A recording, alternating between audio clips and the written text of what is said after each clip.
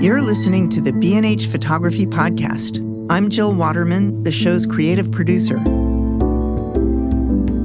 I'm also host of our new monthly series, Picturing World Cultures. How would you feel if all the coverage you saw of your culture was a superficial view from the outside rather than a narrative steeped in details of lived experience? This is the motivating force that led today's guest to pick up a camera, enter the newsroom, and cultivate an insider's perspective on contemporary Native American life. From exploring quiet moments at the Standing Rock Sioux Reservation during the Dakota Access Pipeline protests to a revealing project on measuring blood quantum, we gain insight into the painful history and complex issues affecting Native American people, reinforcing the observation that learning your culture is a privilege, and it's not a privilege that everyone gets.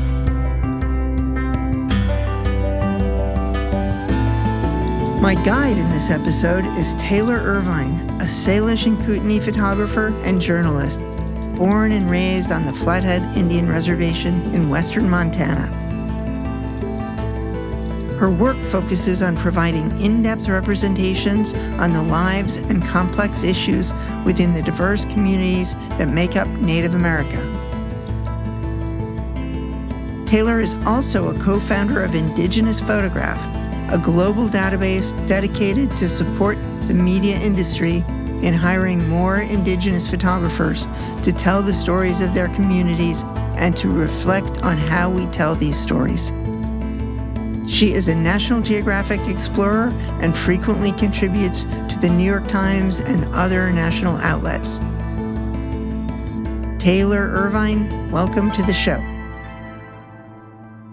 Thanks for having me. Yeah, it's great to talk to you today. So let's dive in. As a sophomore in college, you had heard about protests happening on the Standing Rock Sioux Reservation over the Dakota Access Pipeline. You decided to go check things out well before this was even reported in the press. Can you describe what you found at Standing Rock and the types of pictures you made when you first arrived and how things changed once this became a national news story? Yeah, so I first heard about Standing Rock on Facebook. A lot of my friends and family were posting about this protest happening. I was like, okay, well, I should go check this out then. It's only like 11 hours away. I can drive there. And so I asked my friend from back home if she wanted to ride with me over there, and she agreed. And so we packed up her newborn and we just drove over there for the weekend of Labor Day. And I don't know what I really expected when I got there. It was really small. A lot of people camping, and it felt more like a powwow than like a protest to me. It was very quiet. There were signs, of course, and like marches. But in the beginning, it was very intimate. There was a kitchen where people were cooking. Yeah, just quiet. When I returned there a few months later, it was not the same. It was quite large, a lot of media there, and a lot of other protesters protesting different issues. But when I first went there, the images I wanted to get was just show what it was. So just kind of life there, what it looks like to be at a protest, the more behind-the-scenes, intimate, quiet photographs. And this was basically the first time you had ever covered like a documentation, correct? I interned for a few papers before this, but it was my first time going out by myself and kind of figuring out like, oh, I think this is a story. These are images I want. How do I get this? How do I freelance this, I guess, was the first experience I've had doing that. And you said since then that your time at Standing Rock made you realize that your perspective on a story was important, and that as a Native journalist, you brought things to the table that other journalists didn't. Can you talk about the contrast between your insider perspective and the outsider perspectives and how this played out both on site and in the resulting media coverage? I think when I got there the first time, it was very easy for me to just kind of embed in the community and the culture there and talk to people about, why they're there and what they're doing there. And I was able to get images that reflect that kind of comfortableness. I think when people from outside Indigenous communities come to photograph it, they tend to romanticize the community a bit. There's just a level of not comfort you have to get past and a level of seeing past like what's there. So I think people who photograph from outside Indigenous communities, they fall in love with the regalia and the feathers and all of this really beautiful things that are part of our community. But the problem is they focus so much on that they lose the stories.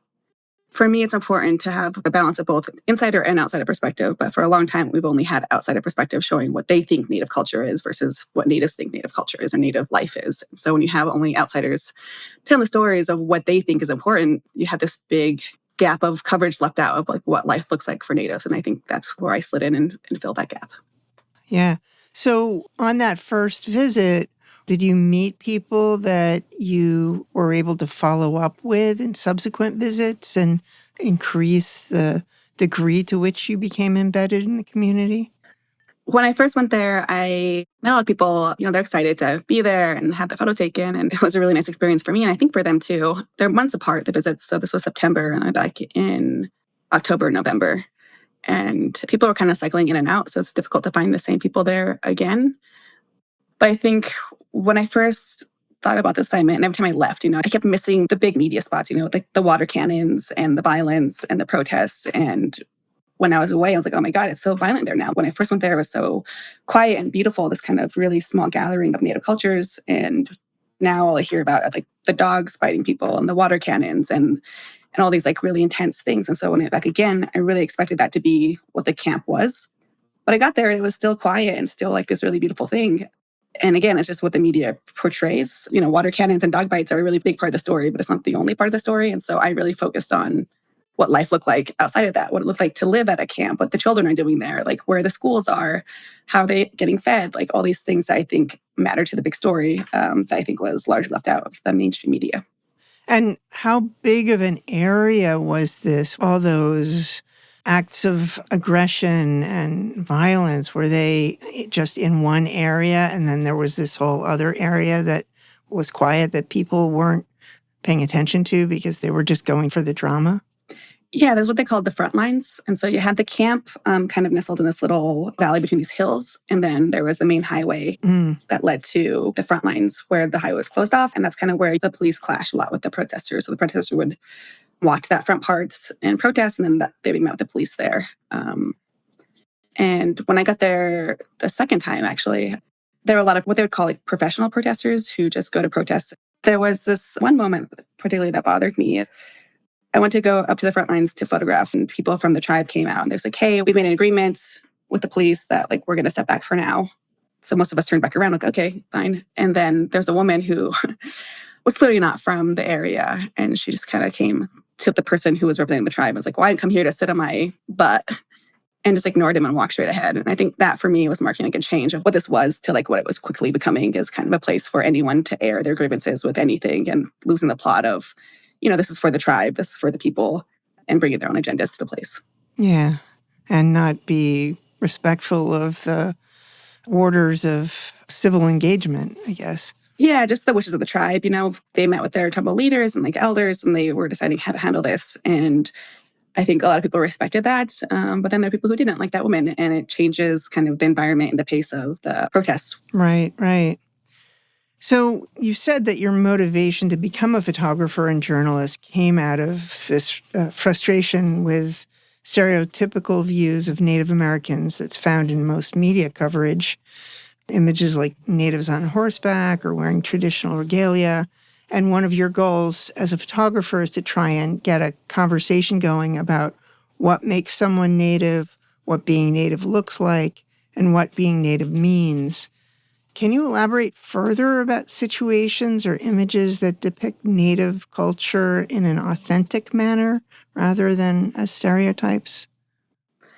Yeah, so I grew up on the reservation, and bordering our reservations are cities. So the largest city next to me is Missoula, and they have the paper that covers the western part of the state, the Missoulian. And that paper, even that's close to our reservation, is very stereotypical about what we call the 4Ds. So it's dancing, drumming, drugs, or death is the only time you've seen natives in the paper. And that was pretty accurate when I grew up. And if you think about, like, this is a small paper in Montana whose second largest population is natives, and they aren't covering natives very well. Like, you look at the national coverage and it's even more abysmal. And so seeing that growing up, seeing the way natives were depicted, really pushed me to go into journalism and show what I know about natives and how I was like growing up myself. Yes, there's the culture, the dancing and the drumming is a huge part of that, but it's also like a small part of what makes us who we are. And we're all individuals and we have different hopes and dreams and lives. There are doctors and lawyers and biologists, and these things matter just as much as the drumming does. With my work, especially early in my career, I was really focused on who we are as individuals and what these different stories tell about us as Natives as a whole, and not just the sexy part of like, oh, the regalia and the dancing, which is beautiful and stunning. And everyone loves that, obviously. But it puts us in a box of like people who are stuck in the past, and we can't get accurate representation until we're like people who are brought to the present. Like, yes, we do dance and we do sing, but that's only one part. Like, we're also all these other things. So focusing on those things became really important to me. So there are currently 574 Native tribes that are recognized by the federal government and 65 tribes that are sanctioned by the state and many other tribes that don't have official recognition. Montana alone has 12 Native tribes spread across 7 reservations. How much diversity is there to cultural aspects of Native life across such a wide-ranging population? Each tribe is very different. We have different ceremonies, we have different languages, we have different ways that we've done things or do things currently. The land across Montana changes drastically. Like, Montana's huge. And so tribes on the eastern side, it's very much plains compared to the western side. There's a lot of mountains. The Blackfeet tribe deals with a lot of snow and wind and coldness. It varies. I don't know ceremonies that other tribes do, for example. Like, my mother is Crow, and I don't know those ceremonies very well at all either. And so it just varies from tribe to tribe to tribe. So what about ceremonies and cultural aspects of the Salish and Kootenai tribe on your reservation? Can you talk more about that? When reservations were created, they were created to try to eradicate tribes, and the government end goal always was to get rid of Natives. And so when they created reservations, they often paired two conflicting tribes together. For example, Salish and Kootenai, they are two very different tribes. They are conflicting. They don't have the same cultural values in general. Salish and Kootenai, they were not one tribe. We're not confederated. So what happens when they tried to put us next to each other is we end up procreating, right? And same with the reservations on the eastern part of the state, the Crow and Cheyenne, they share a border. And the government did this to try to get us to fight each other. And instead, we started procreating and falling in love and mixing stuff. And so you do get this mixture of tribes. If you're Salish and Kootenai, you mix both. Like, my dad knows both sides of the culture very well. It's different languages. When you mix Crow and Northern Cheyenne, it becomes like this mixture of both cultures. And you can celebrate both and go on one side and do this part of the year, and that side the other part of the year, or go to both. Like, we have this thing called jump dances in my tribe, and the Salish do jump dances and the Kootenai do jump dances, and they're very different, and you can attend both of them. So it's just different cultures that kind of meld together the way any cultures do. Yeah. That's fascinating. So one of your photographic projects called Reservation Mathematics addresses the subject of blood quantum, and this was something I was not familiar with before I started researching your work. And this is a system that was set up by the U.S. government to measure the percentage of tribal blood in each individual. It's more than just a measurement of native blood. It's targeted to individual tribes and used to determine whether a person is eligible to enroll in a tribe. And under this system, someone can be 100% native but not have a high enough fraction of one tribe to be enrolled anywhere. Where do you even begin to conceptualize making pictures about a subject that's basically invisible? How did you arrive at a way to document this visually? Yes, it was very difficult, and that was the problem. I've had this story idea since I was beginning years of college, but I didn't feel like I was a good enough photographer to do the story justice yet. So I really wanted to hone my skills and my storytelling before I try to tackle something this big, because it felt really important to me. And so when I received the grant money to do this work, I kind of like spun in circles for a little bit, because I'm like, okay, this is a huge subject, identity and native and this invisible fraction that's not real. So when I first thought, I was like, okay, I could take as many portraits as I can find and show different blood quantums to show there's no one way to look native. And that quickly evolved into like, okay, well, then what's the storytelling here? How do I tell this a story? And then, lucky for me, both of my siblings were expecting children at that time. And I thought that this would be a really good way to illustrate what blood quantum is through pregnancy and how babies have this fraction before they even have a body, right? And so my brother's partner is Navajo, and his child will not be enrolled in our tribe because he would have to date someone from our tribe to have the kid be enrolled in our tribe. And my sister, she had a baby with someone from the tribe, and their kid would be enrolled. And so following the story between their two love stories and what that looks like and how it's different and what that means for this child who's going to be grown up in the same family, but they're going to have access to different levels of the land and the culture and the area. And so for me, that's a perfect way to illustrate this problem. Yeah. So you mentioned that this idea was in your mind for a long time, and it seems that this situation is something that Native children are very aware of and grow up thinking about. How old were you when you first understood the concept of blood quantum and that you would potentially have to find someone from your own tribe to partner with in order to have a child that can be enrolled? Yeah, I remember talking about it in elementary school with my friends, like, okay, well, I got to have this much. This guy's be from this tribe. And like, we talk about our crushes and things like that. And as I got older in like middle school, we're talking more about it. Like, I had to find a Native guy.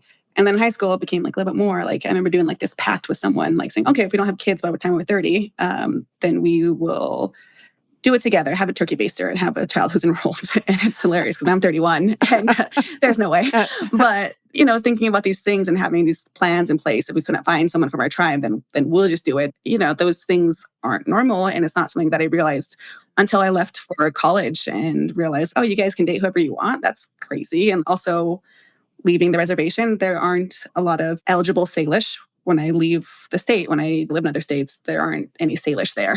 So Right. It's really difficult to date. And that's when I kind of realized, like, okay, this thing isn't normal. Like, this is a thing that I'm kind of like stuck into. And why is it like this? And that's when I began questioning it. It's kind of when the project began. Like, okay, this is super weird. Everyone thinks it's super weird. And I guess it is. Yeah.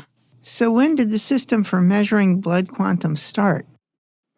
So starting from like 1900s is when the government came to tribes and were like, okay, you're native, this is how native you are. Let's say your great-great-grandfather missed it, like slept in, right? Missed that day. Then he's not native anymore. Or let's say just because members of the tribe didn't want to deal with that, like they didn't go. They didn't put their blood down because who are they to tell them? Those things matter. And a lot of people were missed in the original roles. And that's the roles the government take from. And so from then on, their lineage no longer native. And there are corrections all the time that happen that way. Like, okay, this person was missed. Here's the proof that they were native. And then blood quantum goes up. But yeah, this is a system that is pushed upon tribes by the government. And it's built into our constitutions and our bylaws. And it's what happens when being native is not only a race, but it's a legal status. And it really makes things complex for our people. Most tribes, you have to be a quarter to be enrolled in that tribe. And that's just based off of blood quantum. And so what are the benefits to having a high blood quantum and being enrolled in a tribe? Are there U.S. government benefits related to this system or tribal benefits? Yeah, I don't really like the word benefits because it makes it seem like it's something good that happens out of this. And I don't think anything good happens with it. I think you are forced into the system, and the system is what you have to operate under. And the benefits would be access to land. But that's not really a benefit because the land was taken away from us. And so it's like, taking something like, okay, here's your benefit, you get this back. And it's like, well, I had the whole thing and now I get this piece. But the government tied everything to this number. And so it's tied to healthcare, it's tied to land access, it's tied to federal funding of tribes and grants, education. It's all tied to that. In order to get access to your culture and your land, you have to abide by the system because a lot of our culture takes place on the land. If you don't have access to that land, then that's another part of the genocide of not just people, but the culture. Right. So is it also a matter of the difference between the tribes that are federally acknowledged and acknowledged by the state? Does that have any bearing? I think what's really ironic about this whole system, too, is that the government is still deciding who are tribes and who are not tribes. And so you have all these tribes that were not federally recognized that are still trying to get recognized by the states. So you have, for example, in Montana, the Little Shell were not federally recognized for a very long time. They're state recognized, and they finally got federal recognition a few years ago. And that just changes things. It changes the way they're able to organize the government for themselves, and organize their tribe and their land, and have access to the land to build a community. Because if you don't have a place to gather and a place to build community, then you don't have anything. And it's hard for tribes to get that if they're not federally recognized. You did a picture story on the Little Shell after they had gotten federal recognition, didn't you? I covered the Little Shell and I photographed their celebration and the events that happened. And it's been a long, long history. And people who are part of the original push for recognition like no longer were alive. And so it's this big moment where like, yes, they all got recognition and they were able to celebrate that. But also people who were part of the main push weren't here anymore. It took so long to get recognized. And it was this really like warm environment, but also has this like really sad undertow of like, okay, what exactly are we celebrating? And so it's just this really weird dichotomy of celebration versus like a little bit of sadness and a little bit of, okay, now what? Yeah. And it's taken so long and generations of effort for a result that has its own cast of difficulty. Yeah. What happens when you're not recognized as a tribe is it's a lot harder to hold on to your traditional values and to learn your culture that way because, again, there's no place to gather. There's no official meeting place. There's no place you can go if you want to learn about that. The little shell were kind of sprinkled everywhere, and they didn't have a place to go to gather to learn their culture in the same way that people who are recognized do. For example, my tribe, we have a culture committee. You can go talk to them if you want to learn more stuff. We have events and places to go and to gather and classes. And if you don't have the recognition or a place to gather, a place to learn, then you lose a lot more than just the blood quantum. It's an identity and a culture, and it's really hard to hold on to those things if there's not an official place for that. Right. So what about the differentiation between living on the reservation and people from a tribe who decide they want to live in a city? Is there a difference in lifestyle? Living on the reservation, you have more access to the culture and the history versus living off the reservation. Learning your culture is a privilege, and it's not a privilege that everyone gets. For example, the 1970s, when they're trying to assimilate natives and they'd send them off to get adopted or take them away from native families and place them in white families. Those natives who grew up in white families, they didn't get to learn the culture, and that's not their fault, right? And so it's this thing about identity and, what makes you native and who says, are you more native if you're on a reservation? Are you less native if you live in the city? Like what your quantum is, does that matter? And so having a place to go back to, like to learn things is really important. But I would say in general, living on the reservation for me is pretty similar to living off the reservation. I guess, your parents have jobs, you go to work and you go to school and you just have this access to culture versus living off the reservation, which I do now. I live in Missoula and, I still go to work and do the things and go home for ceremonies and go home for part of the cultural things that I miss. Is the push for learning about traditional culture a growing trend?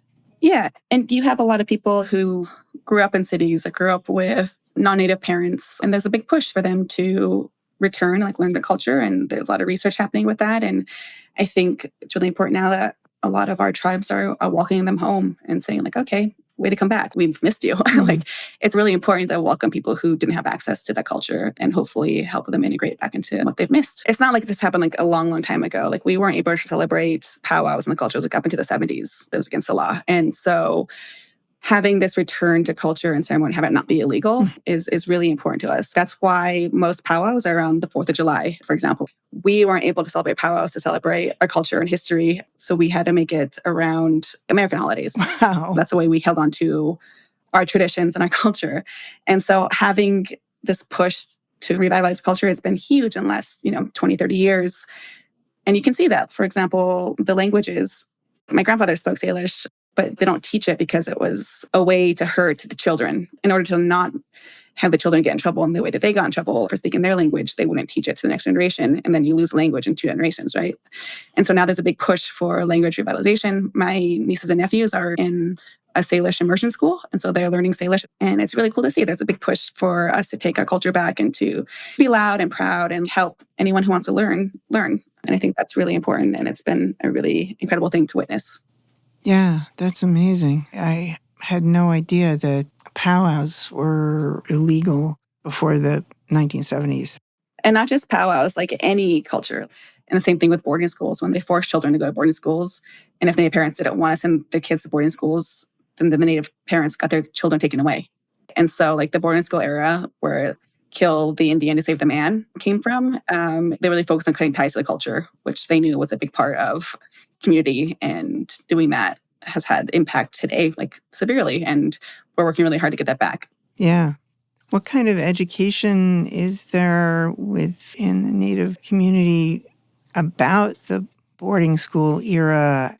Are there efforts to make that difficult part of the story known and acknowledged? I think the result of a lot of Native activists, as well as scholars and journalists pushing to have these stories published and told has forced the government to acknowledge that these horrible things have happened. I don't think people understand the horrificness of it. They stole children from parents. Just imagining that, like having someone take your child. And it's hard for me to imagine because I have, nieces and nephews who are 4, 7, 10, and 12. And I can't imagine having them taken from us. And one, the parents didn't know where they went. And some of the parents never heard from them ever again and have no idea what happened to their children. And that devastation, just with the parent side, is horrific. And then you take those kids who are separated from their family and replaced with abusive practices. Those kids were murdered. These are the only schools that have graveyards with them. Yeah. It was just really horrific things. And you think about taking a Native child from their family and putting them in those places, and what replaces that love is hatred and abuse. And so then once those children grow up, they don't know what love is supposed to feel like. They don't know what it feels like to be loved by a parent. And so when they have kids, they have a hard time loving their child because they were never loved. And they have no idea what that means. Not to mention all the trauma they endured. They haven't had therapy because it wasn't really a thing back then. Or like they didn't know how to handle those things because no one ever taught them. And there was no place for them to go to unlearn those behaviors. And so that pushes on to the next generation. Right. And so the break that these boarding schools had on Native families and communities, it's really hard to overestimate how much that has hurt Native communities. I've worked on some projects with families who talk about what it means to be loved again. And I worked on a story with a grandmother who had her grandson in her care because her daughter died. And this woman went to a boarding school and she says, like, I don't love him. I don't know how to love him. She's like, I like him a lot. I'm happy he's here. I care for him. She's like, but I don't have that love for him. And that was just devastating, not only for her, but for the child. People know when they don't feel loved. And the fact that she's not capable to give that love, it's heartbreaking. Yeah. So you mentioned therapy. Are there therapeutic efforts to try to repair those damaged aspects of people? Yeah, I think acknowledging that it's happened has gone a long way. And that's recently just happened. Like these organizations that push for this, like I think there's a National Native American Boarding School Coalition, I believe is the name, who are pushing to have these stories recorded and telling people, here's a place where you can talk about it if you want. And we believe you and we understand you. I think that is a huge part, just saying, like, we believe you. Another elder that I spoke with, she was assaulted by a priest. He said, like, who's going to believe a stupid Indian like you? And she took that with her forever. And when that guy finally was brought forward in that specific school, they actually transferred him to the boarding school on my reservation, which was devastating. And that's where he died. And nothing ever happened to him. And so when we spoke with her, she told us, like, this last time I'm going to tell this story. She's like, and I know it's because you guys believe me.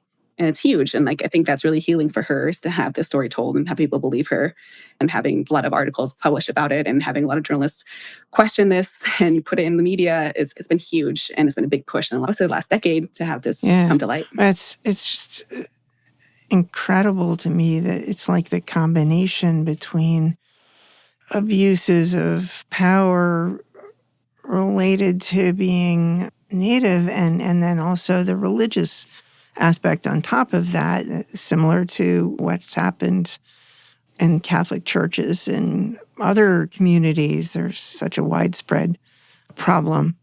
It's sort of magnified. If you think about it too, like, this is part of the genocide. And like, if you think about the Holocaust and the genocide with the Jewish people, like, a really important part of that is acknowledging that history happened so you don't repeat it again. And I think that's helped with healing in those communities, to be like, yes, this thing's happened.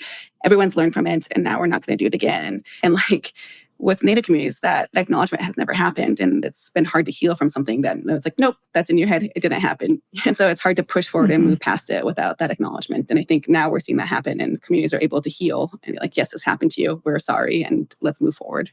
So actually, turning back to where we started this conversation with your reservation mathematics story, that was published as a photo essay and exhibited at the Smithsonian Museum of the American Indian in 2023.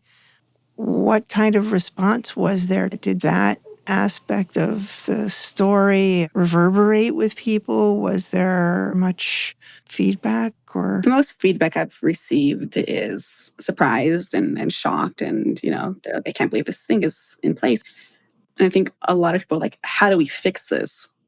And that's kind of like the problem. There is no easy answer. This system is embedded in our tribes, and to change a system that our governments were founded upon is very, very difficult. And there's not a system to replace it with, because that's how it was designed. And so, like, you can say tribes can count like all native blood, which is one answer, but it's also a band-aid, because how long can you procreate in that tribe? And you have to keep in mind this is a very specific problem to our race. The only other things that have to do with blood quantum is horses and dogs, right? And this is horses, dogs, and natives, and that's horrifying. Yeah, it's not acceptable, but there's no easy fix. And it seems like governmentally, there's two systems that are functioning off of that, both within tribal government and federal government. Is that correct? Our tribal constitutions are built off of the system that we inherited from the government. The tribes have the power to change that. But again, it's really, really difficult. It's very political. This is a very political thing. And if you have enough blood for your children to be enrolled, then what incentive do you have to change it? And so you have to have people think outside themselves. And it's really hard. Unless it affects you, you really don't want to change it. We don't all have one mindset. People have very different opinions on it and very different reactions. And change it's scary and it's hard. And there's also this underlying threat of losing the nativeness, which is difficult to, again, define. But I think there's a big fear that non-natives will end up with the land if we open it up. There are a lot of white Americans who are constantly saying, like, oh, my great-great-grandma is Cherokee. I just lost paperwork. I don't have it. And so you have this group of people who are trying to position themselves as native. We call them culture vultures, where they try to steal native culture. That kind of mentality is what also keeps tribes from not wanting to open it up too much. It's scary. There's this quote I like from Sherman Alexie, where he talks about how to write the great American Indian novel. And it's like, the great American Indian novel, when it's finally written, all the white people will be natives and all the natives will be ghosts. And I think about that all the time, because if natives aren't around to tell someone who's white claiming that they're not native, then like those people can claim it all they want. No one's going to challenge that or check that. And you see that happening all over the country now. Wow. That's very powerful. So on that note, I think it's a good time to take a short break. When we return, we'll continue our conversation with Tailyr Irvine about the lives and diverse communities that make up Native American culture. Stay tuned. I hope you're enjoying this chat with Tailyr Irvine for my monthly series, Picturing World Cultures. Before we return to the show, I'd like to give a shout out to Pablo Van, who shared some kind words about a previous World Cultures episode featuring the work of Iranian-Canadian photojournalist Kiana Hayeri. He notes, great episode, fascinating information and perspective. Photojournalism is a whole different animal when it comes to photography. Really interesting and inspiring. We also want to congratulate Kiana on the publication of her first photo book, When Cages Fly, based on a series we discussed on the show. Kiana's book was born out of an unconventional picture story captured inside Herat's women's prison, which was originally featured in the New York Times Magazine article, When Prison is a Kind of Freedom. Awarded the prestigious Robert Capa Gold Medal in 2020, this magazine feature served as an inspirational cornerstone for the book, which navigates the delicate balance between freedom and captivity, both physical and metaphorical. Pivoting back to this week's podcast, we'd love to hear what you think of this episode and about the show in general. So please leave a rating and post a review on Apple Podcasts, B&H's YouTube channel, or wherever you may listen.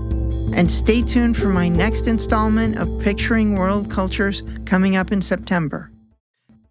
Okay, we are back, and we're speaking with Native American photographer Tailyr Irvine. So Tailyr, let's talk a little bit about gear.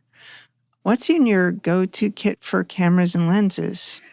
Right now, my bag is the Canon R5s. I have two of those. And I have the 70-200, the 21-70, and then a fixed 35. It's kind of my go-tos.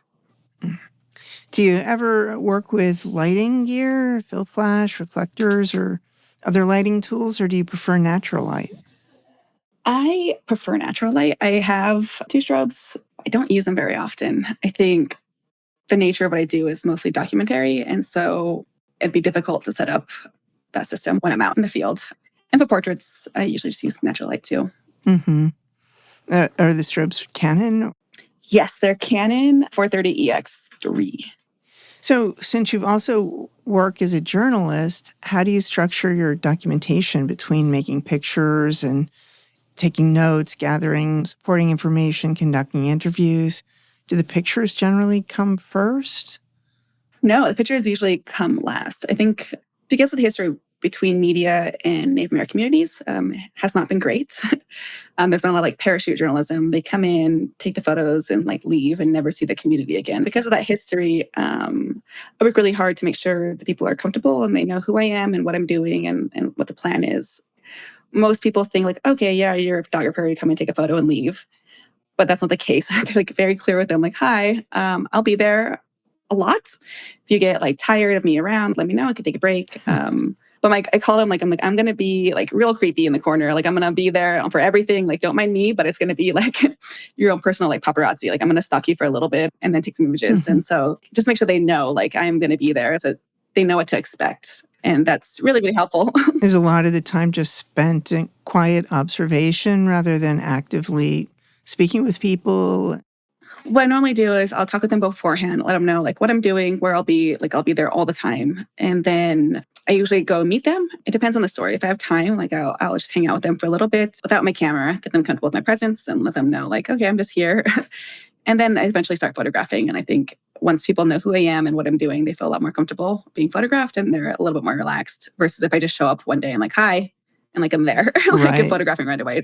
And being photographed is very vulnerable. And Mm-hmm. I think it's pretty scary. And so having a photographer that you trust and that you know you can reach out if you have issues or problems is huge. And I think with social media and the way the world works now, like we're more connected than ever. And so if I go there and I do take a bad photo, or if I do something that's not representative of who they think they are, the story that I'm telling, they're able to connect with me and call me out. And I think that's really important for journalism and to keep journalists on their toes is having the subjects be able to connect them and tell them what they've done wrong. Mm-hmm. Yeah.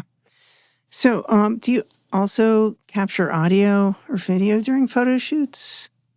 For me, I feel like if I'm doing video, then I can't do a good job doing photos. It's like one or the other. If I'm halfway thinking like, okay, this is a good photo, or wait, this might be a good video actually, and I'm trying to balance the two of them, neither are done very well. And so Right.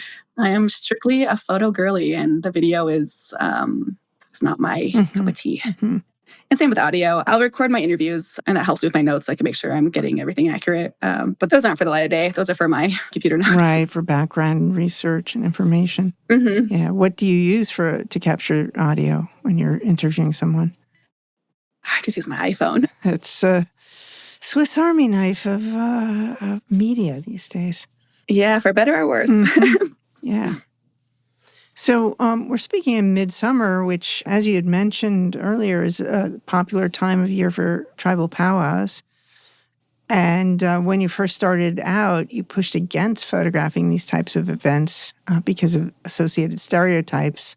But now you've shifted to reclaim these stories. Has the act of documenting powwows offered you any new insights about the role these events play in Native life and culture? Yeah, so I've always documented powwows. I've always photographed them, just documenting what they look like for me. Mm-hmm. I think the difference is I refuse to do that for media outlets. For example, you can see my Standing Rock coverage. There isn't a lot of feathers or regalia because for me, that's what people want to see or what they expect to see or what they think. And so when people think of natives, they only think of like feathers and regalia or the people of the past. And it's not true art, like the stoic stereotype. And so for me, it was really important that my work separated that and showed what it actually looks like. Like powwows are important, but they're a very small part of our culture and our community. And most of the time, we're not dressed in feathers or regalia. Like right now, I'm in a t-shirt and shorts, and that's what it looks like to be Native today. So until I felt comfortable enough where the organizations I work for recognize that and publish photos outside of that, I didn't want any part of that. And that wasn't until recently where I decided to show more because I felt like if only outsiders are showing the regalia and the feathers, then we're missing the insider perspective on that too. So a few years ago, I started photographing my powwow and what it looks like to be contemporary Native. And I was very intentional about it. And I think the difference between this and what happened in the past is I pitched a story, so I had control over it and what images went in, what didn't go in. And my editors trust me and I trust them. And it's a relationship. It felt like this is my idea. I get to do what I want to do. And I focus on the style of it. So I went to the style sections of the New York Times, and that's different to me. I also focused outside of the arena, outside of the dancing, just on the regalia and the style. And so for me, it's really important to show contemporary, pops of color, very, very bright, very much like what's happening now. One of the girls I photographed had these pink acrylic nails, and having those pink nails against traditional beadwork. That was really important to me to show yeah, she's a dancer, but she's also a 20-something-year-old girl, living her life. And with children and with snow cones and having all these different things outside the arena, showing who they are outside of their regalia was really important to me. And I think having that perspective adds a lot to it. Right. So it's basically the other aspects of celebration that accompany the powwow, not just the dances and the traditional dress. Exactly. Their outfits reflect them, and they're very carefully crafted and picked to represent who they are as a person. And I think a lot of other photographers miss that part of it. They just say oh, this feather looks cool, this shawl is beautiful, but they don't recognize this beadwork came from their great grandmother, this beadwork is over 100 years old, this color is their favorite color, that's why they picked it, or this little girl chose this because she likes Disney and this is Mickey Mouse. It's not just about traditional, it's about who that person is and how their regalia and their work reflects who they are and where they come from. Right. And mixing Native tradition with contemporary symbols, that's awesome. I would imagine a shift that has happened in very recent years. Do you remember from growing up going to and photographing powwows? Was it much different? Was it more understated back in the day? I was actually having this conversation with my sister the other day. Our powwow just happened on the 4th of July. It's a week-long event, and my family, they go hard. And so we have this huge setup for camp, and, we have a kitchen, and we have tables and chairs, and, we will host 50 to 100 people for dinner at the campsite. But it's really evolved. And so there's a camper now, and they have showers there now. But as a kid, we had a shower under this little spigot. It was freezing cold, and we had to sleep in these tents. And we're talking about how the kids now have it so much easier. People have more campers now than tents, and that's great. We have 2 teepees at our place still, and I'm just seeing how it's changed in my lifetime. And there's always been photographs. I think it's what a lot of people want to photograph. So you have a lot of outsiders coming in to photograph. But I have a trunk full of photographs that my mom took on a disposable camera. We've been documenting it forever ourselves. I think the difference now is the photos that Natives take are now the ones people see. And I think that makes a huge difference in how we're seen as a community and as people. Yeah. Well, you mentioned there's outsiders that come. Powwows are often ticketed events, and they're open to the public. So from your perspective, are there rules of etiquette for photographing during a powwow, or certain events where photography isn't permitted that outsiders should be aware of and respectful of?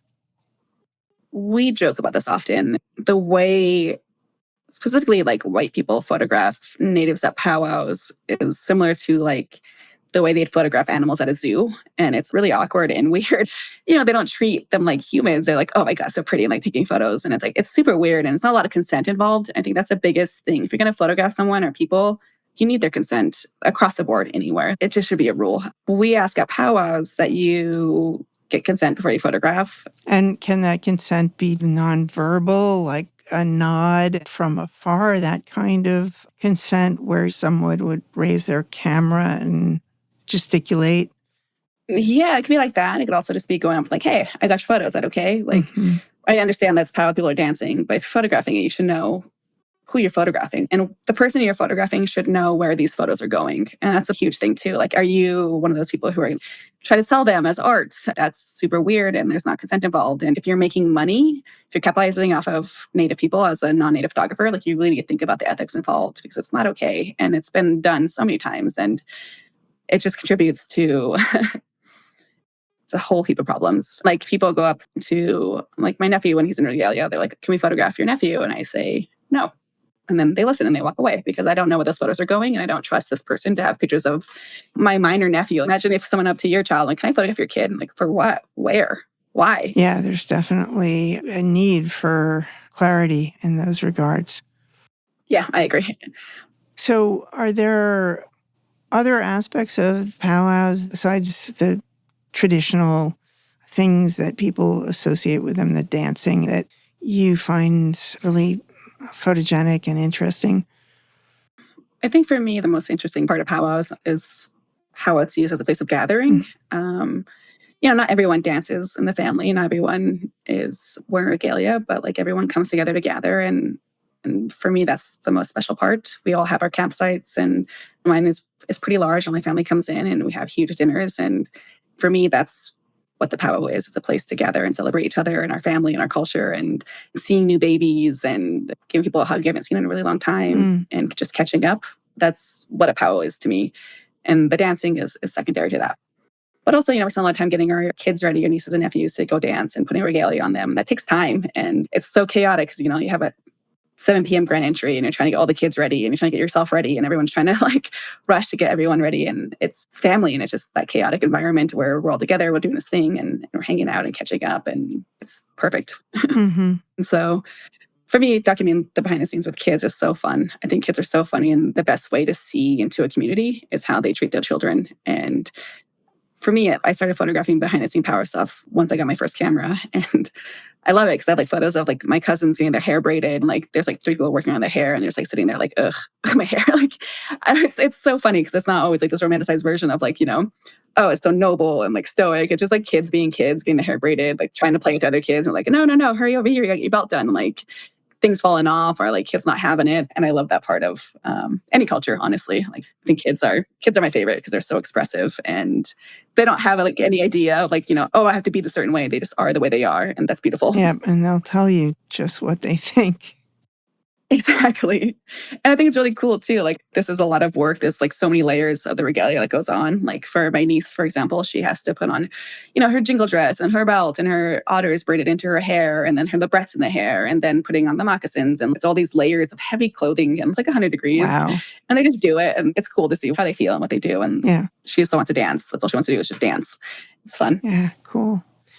So there's one other subject you photographed I want to talk about. You've worked on multiple stories about the issue of missing and murdered Indigenous women, otherwise known by the acronym MMIW. Like your Blood Quantum project, this treats an issue that's largely invisible, and it's also very underreported. But you found a very powerful way to illustrate this topic in a story you did for ESPN about a young girl at the Blackfeet Boxing Club.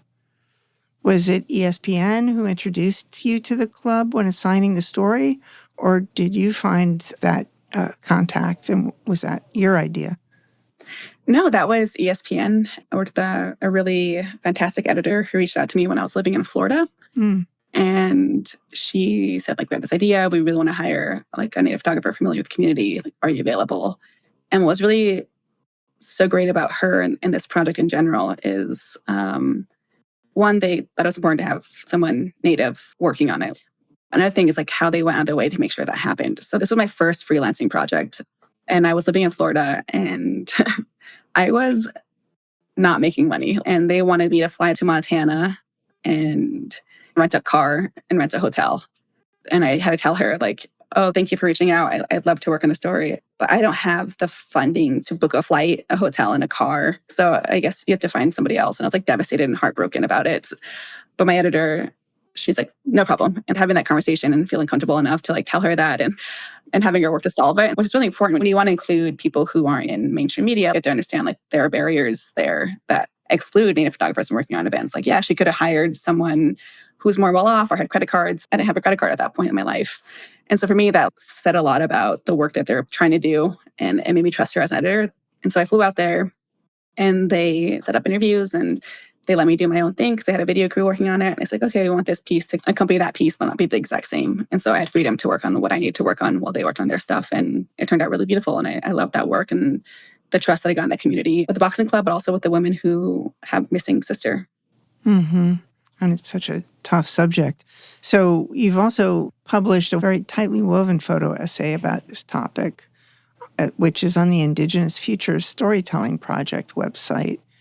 And those pictures are just so moving because they're such a beautifully orchestrated quilt of different perspectives. You covered so many bases in putting that particular photo essay together. Can you talk more about your process in making those pictures and interacting with the community, given what must have been a really painful and personal topic? Did you have the different settings in mind to start, or did the pictures just happen organically? Anytime I start a project, I think about, okay, this is a story I want to tell. What images do I need to tell that story correctly?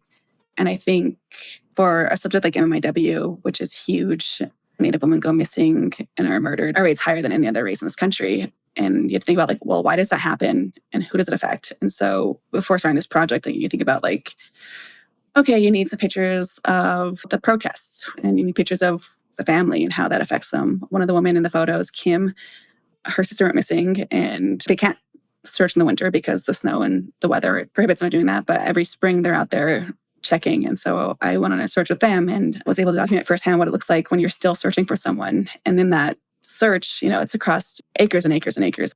But they heard a rumor that their sister's body was shoved in a cave. And so we went and searched this field that had a lot of holes in the ground that led to rivers. And in one of those holes, they found some animal bones. And so photographing them, discovering the bones was a big moment. And, this isn't the first time I met them. We've been hanging out for a while and they knew my story. And so I think they're more comfortable with me being there for that. I think they're more comfortable knowing that I'm also Native. So I understand the depth of what this means and how harmful it is to communities. And it really helped me get better photos when people trust you and trust your intentions. They trust that this is for the story and it's for the community and it's just trying to highlight their story. And it's going to be used in the right way. Yeah. Yeah. So there's a quote I found that seems like a good summation of your goals as a photographer and a journalist. You said, "I want to focus on the contemporary side of what's happening now and what my generation is doing about it. What, if any, degree of evolution do you find between what's happening now and deeply ingrained traditions of Native American culture?" I think what's so great about this generation is that we are all able to document ourselves and our culture in ways that we haven't been able to before. Everyone has a camera now on their phone. And so we're seeing things that we would never see before, especially with TikTok. You go on there and you see teenagers and younger, photographing their own piece of history and what it looks like for them to go to a powwow. And then people from outside the community get to see that. And so it's not quite as othered as it has been in the past. People are able to show that from their own perspective and people are able to ask questions and there's conversations going that haven't been had before, I think. And for me, I think that's wonderful. And it makes my job a lot easier too, because I get to spend less time doing background. It's not as special now to see someone in regalia. It's like, oh yeah, we know that. They're natives. This is what happens. And what's the rest of the story? My nephew, he just turned 13 and he dances fancy dance and he's still just a teenager though. So watching him be a kid and then being vested in his culture isn't necessarily one or the other. Sometimes they're goofy in their culture. I photograph kids in their regalia on skateboards between dances. And it's just really cool to see this generation not just breaking stereotypes, but educating and pushing the agenda forward in their own way. And just being authentic and documenting that visually, it must be incredibly inspiring. Do you find that those kind of images seeps into your professional photos or ideas that you get? Yeah, I think in the past, there's only been a handful of photographers that have access to the communities and have access to national outlets. And so really all you've seen from these communities are what those handful of photographers let you see. They're the gatekeepers of what you get access to. And they were never Native, honestly.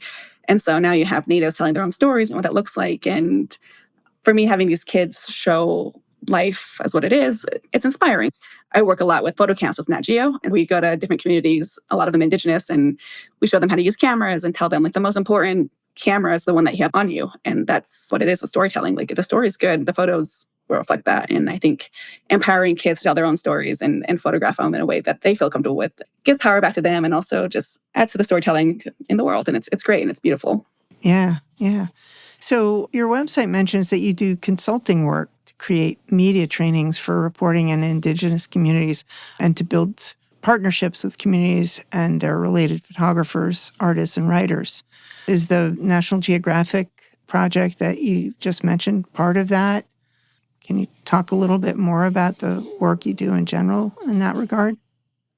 Yeah, so I'm a National Geographic explorer, which means I receive funding from them to do grant work from the National Geographic Society. And part of that is they like to include their photographers in these camps. So I get to go with them for that. I want to have worked with museums and places that want to have Native coverage in the work they do, or they want to have like a Native exposition, but they don't know exactly how to do it. They don't know who to call or where to find the photographers. And it's easier for them if they collaborate with someone like me who can help connect.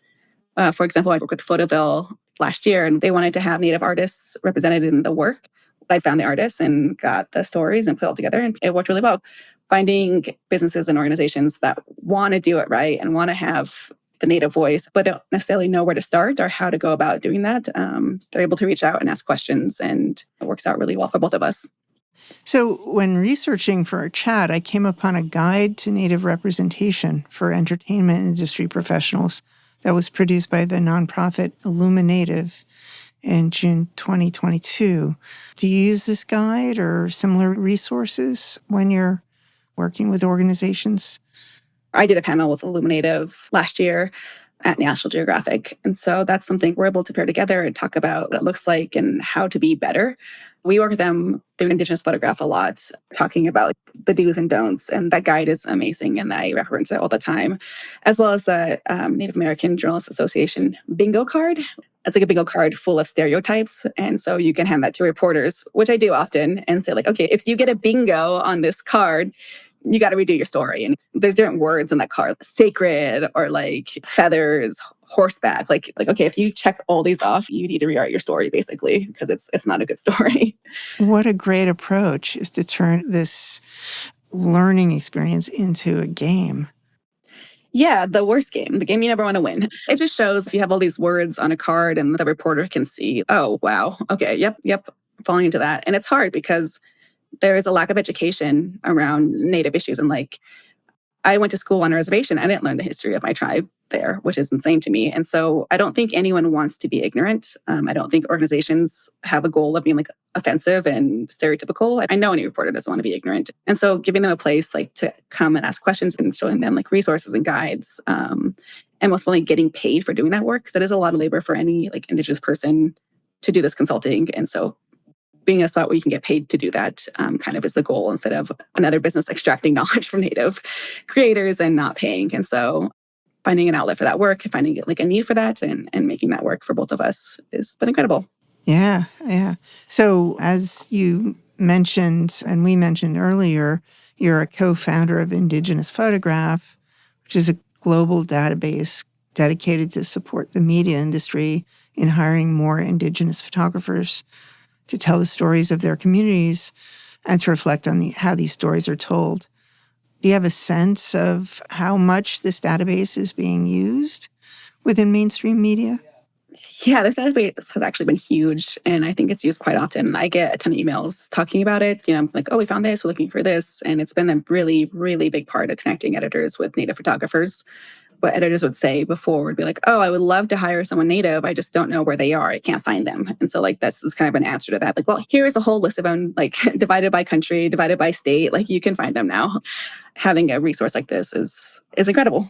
And the other thing is, it's not limited to Native American photographers. It's Indigenous photographers throughout the world and of all different ethnic extractions. Actually, I think that is where I found the first person that we interviewed for my series, Wayne Quilliam, who's from Australia and is Indigenous Australian.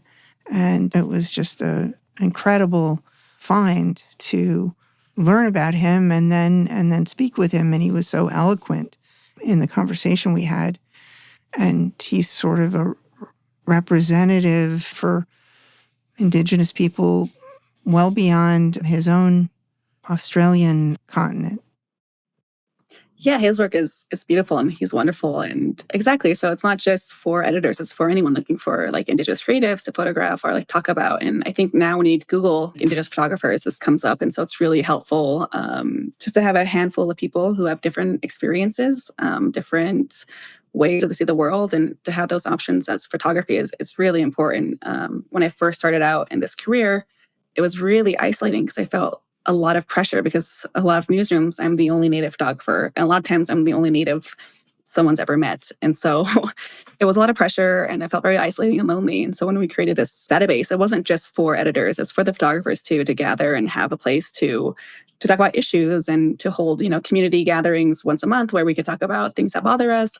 And then having those photographers introduced to editors in the community too is really huge, because editors want to meet new photographers that are good and the photographers obviously want to meet editors. And so having all these different viewpoints from life as Indigenous just really adds to the collective storytelling as a whole and makes it more accurate. Yeah, exactly. Well, thank you so much, Tailyr, for helping to create that resource. It's really invaluable. So there's one more thing I wanted to ask you about. In May 2023, you received a Vital Impacts Environmental Photography grant, which allowed you to spend a year photographing your tribe and your homeland. Can you give me some more details about the work that you're doing and where this project is going? Yes, I'm so excited about this work, actually. So this grant was for a project that talks about land back. So there's a big push for land to go back to Native American tribes, specifically regarding national parks that were stolen and that the tribes don't have access to places they need to have access to. This was kind of in response to that. There are a lot of fears and a lot of things that people don't know and have questions about. And so for me, I use this work with the National Bison Range on my reservation. It used to be federally managed. The tribe has been pushing for that land to go back to the tribe since it was taken, basically. And in 2021, I believe, the government returned the land to the tribe. So now it's owned and managed and operated by the tribe instead of the government. And so I'm using this story as like a blueprint for what it looks like when land is given back to the tribe and how it's managed differently and what it means when the original stewards of that land are able to manage it once again.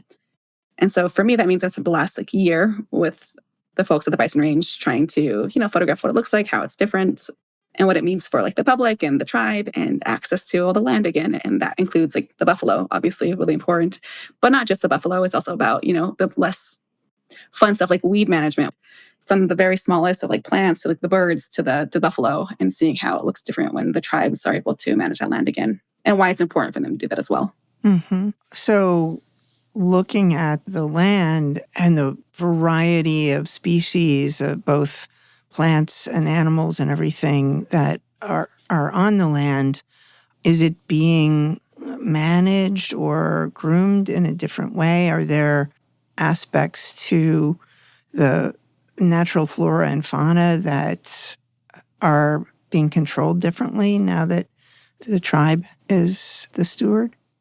The biggest difference is, I think, the educational part of it. I think in the gift shop before the tribes managed it, they had mistakes on the history of it, pretty awful mistakes. And so the tribe was able to come in and manage those educational resources, for tourists to come in and learn about the tribes in an accurate way. And so that really changes the way things are managed. And I think there's been a big push for a hands-off approach with the buffalo, which makes it a little bit difficult to photograph when people aren't touching the bison. It's more so they're able to manage the land again, and the funding that goes into it is different coming from the tribe than from the government. And being able to manage the weeds, for example, is huge, because if you're part of the wildlife program on the reservation, this is a huge spot of land that you couldn't manage. And the Fish and Wildlife Services didn't always have the budget to manage those weeds. And so now the tribe is able to come in and do things that they've been trying to do forever. It's more cohesive, I think. They need approval from the culture committee, basically, to do things. And that changes the way you manage land when you have to have a cultural approach to it as well. Well, I look forward to seeing it come out. And congratulations on the grant once again. Thank you so much. Yeah, thanks so much, Tailyr, for your time in speaking with me today and the insights you've shared about Native American culture and your documentation of Native communities. But before we go, I'd like to end with a short visual questionnaire inspired by the TV show Inside the Actors Studio. It's a brief list of questions with one-sentence answers. So, Tailyr Irvine, with all things being equal, is your preference color or black and white? Color. Yeah, for sure. And which image orientation do you gravitate to more often, horizontal or vertical or square? Horizontal mostly, vertical for portraits. Mm-hmm. What's your lens preference, prime or zoom? Zoom, although if I have to take one lens out, it's usually fixed 35 because I think that's just better for storytelling. Yeah. If you could only carry one lens, which would it be? The 35? It would be the fixed 35. It's great because you go like wider and then get closer for tight up shots. And it's also a small lens that's kind of less invasive. So people are more comfortable with it, I think. Yeah. And you can zoom with your feet, right? Exactly. Get closer. Yeah. What one photographer, living or dead, has influenced your work the most? Matika Wilbur, she does the project of 6'2", where she's gone to every tribe in the country and document what they look like now, kind of a response to Edward Curtis's Vanishing Race. But hers is the opposite approach, saying, we're not vanished, we're still here. And that work, as a young college student, when I first came across her work, it articulated everything that I thought. She does incredible work. Yeah, and she came out with an amazing book of that project last year. Yeah, it's stunning. Yeah. Her work is everything that I wanted to be as a journalist, and it was really cool because I've never seen Native photographers before that.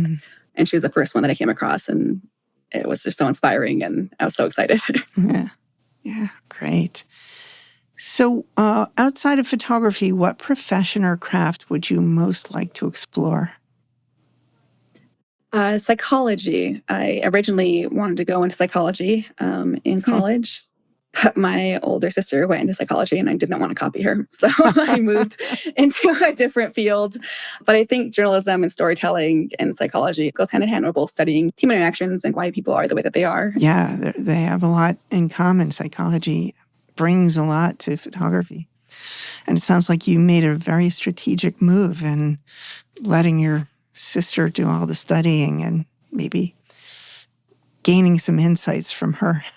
Exactly. When she was going through her master's program, we read the same books and it was really fun to talk about those kind of things. But didn't have any of the tests or anything else, so I just got all the benefits. Yeah. So in a single word, what is your biggest motivation for making pictures? Oh, I think probably representation. That's a good word. Yeah, that's great. Makes a lot of sense.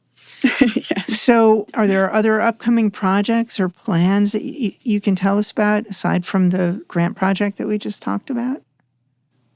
Yeah, I'm really focused on the grant project right now to get it finished and published. So it takes up a lot of my time. But I'm also working on another project about buffalo with the Times. That'll come out soon. Oh, cool. Yeah, so a lot of buffalo lately in my life. Yeah, they're majestic creatures. And where can guests find out more about your work? I have a website, TaylyrIrvine.com, but I think if you want to be up to date on most of the stuff I'm doing now, the best place to follow is Instagram at Taylyr Irvine, and it's Tailyr because my name is spelled a little bit different. Yeah, I love the spelling. It's all my mother. It's really unique and beautiful. So yeah, all of those links will be in our show notes. So again, Taylyr Irvine, thank you so much for joining us today and for your passion for amplifying the voices of Native American communities and telling authentic stories about Indigenous cultures. And to our listeners, if you enjoyed today's show, we'd love to hear about it.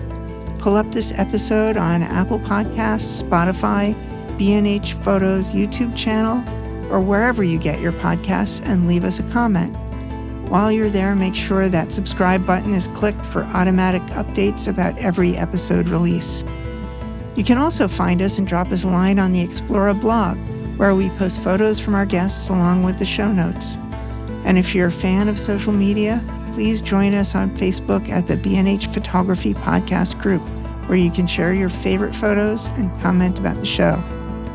I'm Jill Waterman, the podcast creative producer and host of this series. Episodes are recorded, mixed, and edited by technical producer Mike Weinstein. Theme music for this series is composed by Gabriel Richards, and our executive producer is Richard Stevens. On behalf of us all, thanks so much for listening.